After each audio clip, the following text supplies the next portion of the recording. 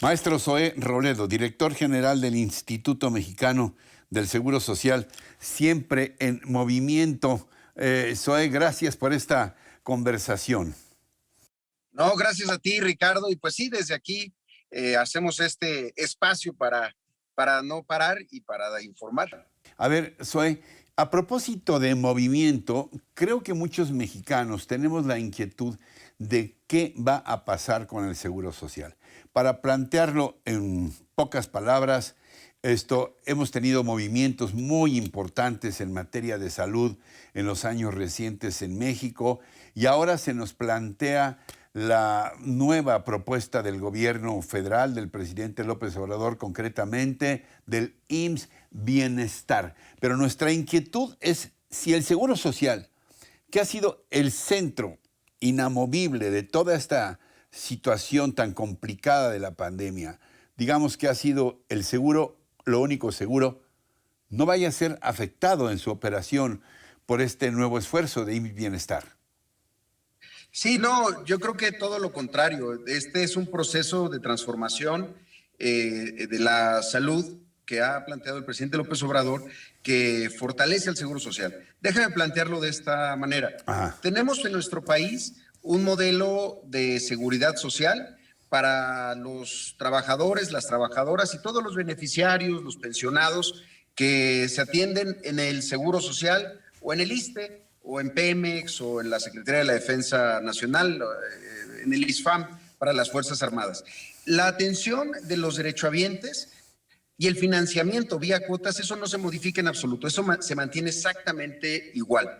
Aquí estamos hablando de qué pasa con las personas que no tienen seguridad social, quienes históricamente y por diferentes razones no han contado durante su vida con los beneficios de ser derechohabiente del IMSS. Y recordarás que hasta antes de 1982, cuando inició el proceso de descentralización, a las personas sin seguridad social las atendían dos instituciones. Una, la Secretaría de Salubridad y Asistencia Pública de la Secretaría del Gobierno Federal. La Secretaría de Salud era una secretaría que proveía de atención médica.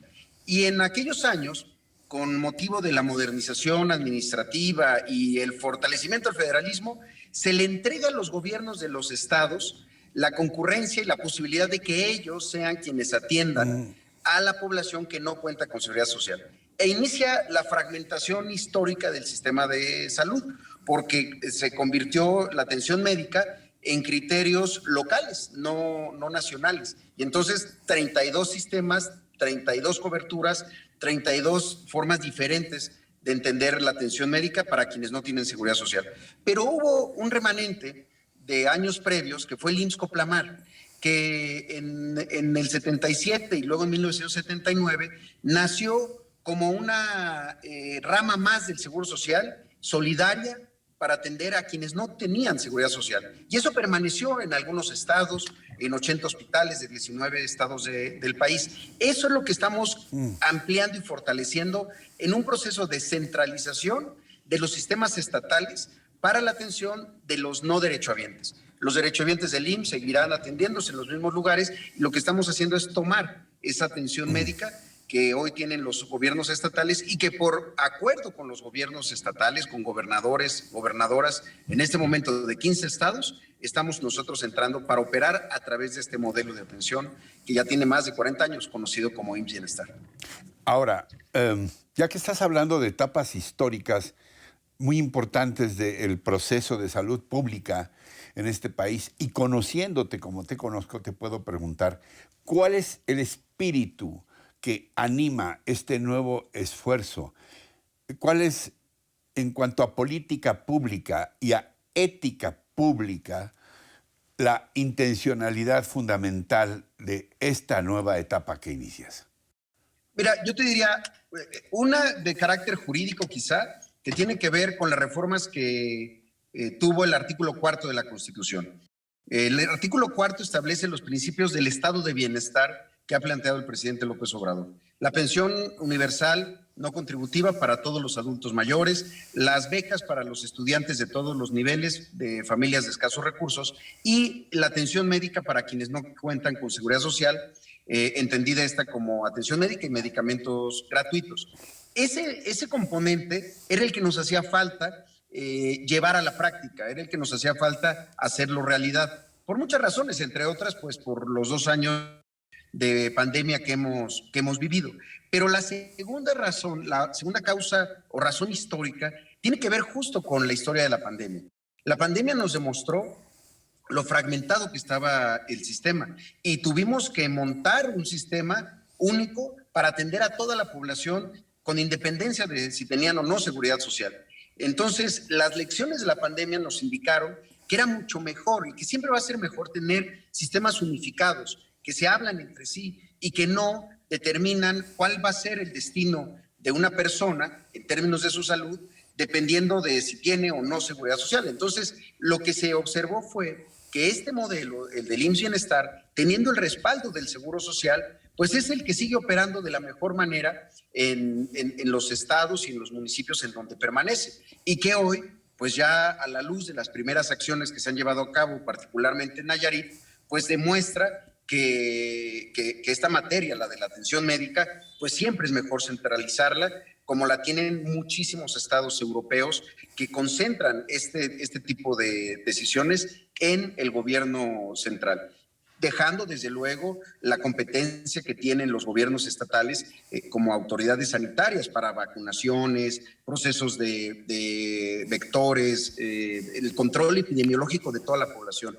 Pero la atención individual, hacerla desde el gobierno federal. Ya hay algunos ejemplos de que esto puede funcionar, IMSS Bienestar.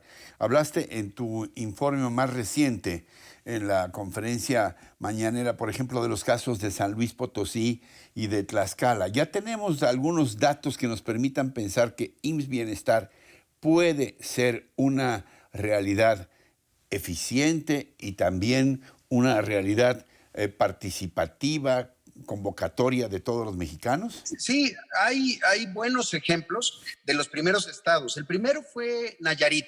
Y aquí hay casos bien interesantes. Por ejemplo, en Nayarit existió el IMSS Coplamar, existió en lugares como Rosa Morada, que después se pasaron a las secretarías de salud de los gobiernos de los estados.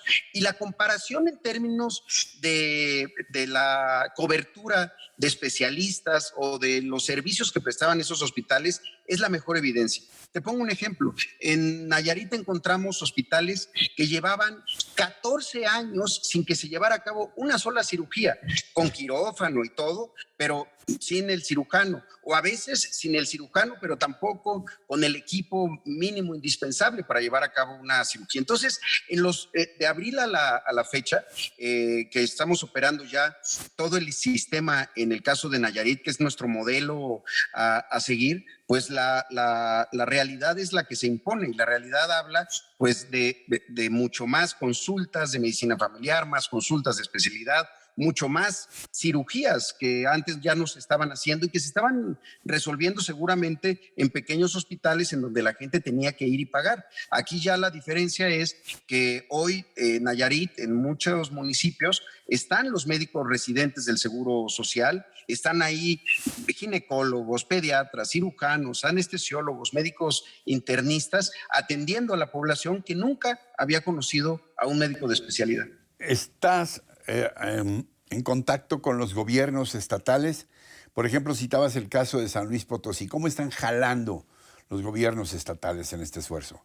La verdad que de manera muy coordinada, pero sobre todo muy generosa, porque alguno podría pensar que es del interés de un gobierno estatal decir, no, yo me quedo esto, yo voy a operar el sistema de salud, yo quiero tener los contratos de obra y de equipamiento para todos los hospitales. Pero aquí se están dando cuenta que es mucho mejor que eso lo asuma la federación y trabajarlo de manera coordinada. La verdad, con los gobiernos estatales es con ellos como lo estamos haciendo, particularmente con los trabajadores de las secretarías de salud, a quienes no se ha despedido a una sola persona, ni se piensa modificar su situación salarial o sus prestaciones. Al contrario, es con ellos, pero empezando por el primer paso, que es preguntándoles qué les hace falta, cuáles son los insumos que necesitan para ejercer bien su función, cuáles son los equipos que llevan mucho tiempo descompuestos o cuál es la infraestructura mínima necesaria para poder ofrecer atención de calidad. Zoe, no estaba en tu ámbito, sin embargo, bueno, se terminó con el Seguro Popular, el INSABI, según la mayoría de nosotros, no funcionó finalmente. La pregunta contigo es, ¿por qué ahora los mexicanos podemos confiar en que este esfuerzo en un área tan fundamental, tan básica, tan humana como es la salud, por qué podemos confiar en que este nuevo planteamiento del gobierno del presidente López Obrador, bajo tu responsabilidad que es enorme, el IMSS Bienestar va a funcionar para todos nosotros? Porque lo que estamos, digamos que remontando son años y años de fragmentación del sistema. Segundo, porque el Seguro Popular en realidad nunca tuvo atención médica. El Seguro Popular financiaba a gobiernos estatales y rotulaba a los hospitales como Seguro Popular. Pero nadie puede decir que se atendió en un hospital del Seguro Popular. Eran hospitales de la Secretaría de Salud del gobierno local, de las coordinaciones de servicios de atención médica de los gobiernos estatales. Entonces, ¿cuál es la diferencia? El Seguro Popular era un mecanismo de financiamiento y aquí el IMSS Bienestar es un planteamiento histórico dentro de nuestro país que está fundamentado en la atención primaria a la salud, que hace de la medicina preventiva su eje central, evitar el estado de enfermedad, entrar en los momentos oportunos en el diagnóstico para evitar que las personas tengan que llegar a la hospitalización. Y algo bien importante, porque el IMSS Bienestar escucha y hace parte a la comunidad, a las personas, del cuidado de la salud de todas y de todos. El Seguro Popular tenía un mecanismo de financiamiento que incentivaba a construir y construir y construir hospitales y hoy tenemos esa cantidad de lugares donde la gente se motivó, se entusiasmó, se esperanzó de tener un hospital, pero un hospital sin médicos es solo un edificio vacío que no salva vidas, un hospital que no tiene equipos adecuados, en fin. Entonces, y esa experiencia lleva existiendo en nuestro país, en lo que nació inicialmente como Coplamar y permaneció. Afortunadamente, entonces tenemos de dónde abrevar para fortalecer este sistema, hacerlo más amplio con una cobertura mayor de especialidades y poner a prueba la fuerza de la institución de atención médica más importante que tiene nuestro país y la más grande de Latinoamérica, que es el Seguro Social. Zoe, ya sabes que este espacio siempre ha estado abierto y lo seguirá estando, pero finalmente, ¿qué le dirías a quienes nos están viendo y escuchando y que tienen o tenían esta inquietud de si el Instituto Mexicano del Seguro Social, si el seguro va a seguir siendo nuestro seguro?